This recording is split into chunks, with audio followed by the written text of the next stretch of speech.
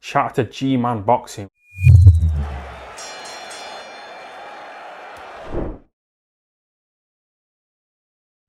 I think it was Public Enemy who released the song Don't Believe the Hype. That's one thing I've always felt about Josh Kelly. Alright, David Avanesyan stops Josh Kelly in the 6th round. Adam Booth threw in the towel. Josh Kelly was getting pasted after the first 3 rounds. Simple as. Kelly, I've seen every single fight he's had as a pro since his debut against Jay Byrne 3 years ago, nearly 4 years ago now. And Josh Kelly, to me, always struck me as someone who was very athletic, but was... put it like this, right? Do you ever see The Magician? The magician's always getting you to look the other way from the actual trick, right? It's a bit like that in real life. You always see people who could have nothing going for them, but they could be a bit more loud. Therefore, they get people kind of, putting eyes on them and saying, oh, I want to know more about that. They could be an absolute bum, but because they're abrasive, they're loud. It's a bit like that. Kelly's flashiness, his hands down. You had Boxing Legends TV, hyping him up. You had loads of people hyping Kelly up because of the flashiness.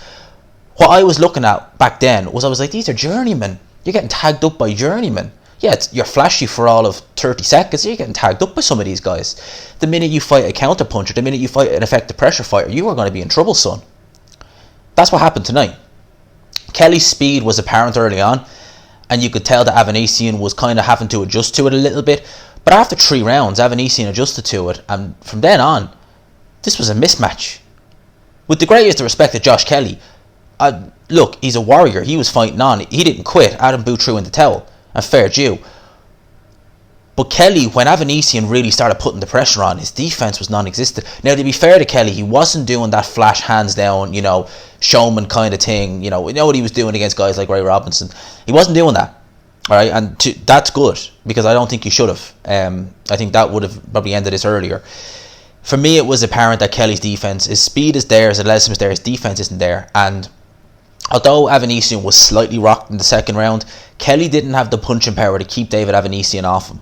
That to me was also apparent. I think with Josh Kelly, his athleticism is so good, his speed is so good, but I just think that there are just fundamentals that aren't there. Like when he was doing that flashy ambush Adam Booth style early on, I don't think he has the... I've said it once, I'll say it again. I don't think he's the power to be able to fight like that. I think Josh Kelly, with his speed, with his technical ability, that ambush style it's just not for him. And again, you have someone like Avanesyan who was on him like white was to rice, like a bad smell. He was just all over Josh Kelly. He was landing body shots from very early on. Josh Kelly was cut above the eye, he was cut around the back of the head. It was getting rough in there. Adam Booth was saying, win these rounds because this might go to the scorecards, on cuts. You could tell by Adam Booth that he was really not enjoying this. And with Josh Kelly in the 6th round, he got counted. It was a knockdown. I can see why the referee called it a knockdown. He was kind of fumbled over. He kind of succumbed to the pressure, but then he was caught with some more left hand, or some more hands from Avanesyan, some more shots I should say from Avanesyan, and his legs did start to go, and that was when Adam Booth threw in the towel. Can you cast your minds back to December 2018 when this fight was first announced and it was pulled at the 11th hour? That right there, that would have been a car crash. Serious, that would have been a car crash. Kelly needs work. Kelly's athleticism is very good. I think he can still do things in the sport. Definitely, his athleticism is very good. But there's so much.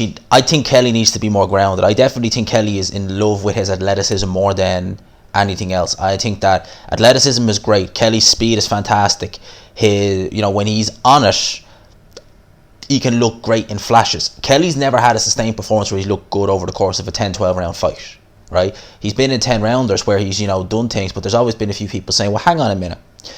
I think that Kelly really needs to go back to the drawing board. I think that a fight between him and Conor Benn, which was being talked about, is seemingly gone. I'd still, genuinely, people, you might call me crazy for saying this, you might say, gee, you've lost it. I'd actually still pick Kelly over Conor Benn. I would, even now.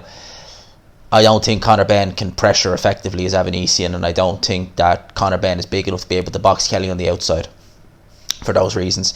This was a damaging defeat, don't make no mistake about that. Eddie Hearn, 2 weeks in a row, his house fighter has been badly beaten by the away fighter. I said from the get-go that I thought Avanesyan would win this fight. I did change my mind, and I put on the prediction league Josh Kelly on points because I got such a land by the Zelfa Barrett fight last week with the scorecards. I thought, oh Jesus, will the board do it again? Didn't need it. Avanesyan is a fantastic fighter. He's not going to trouble the champions. No offense to Avanesyan, great fighter, but I don't think an Errol Spence or Ugas is going to be particularly worried. But I think that he is fantastic. I think that he is.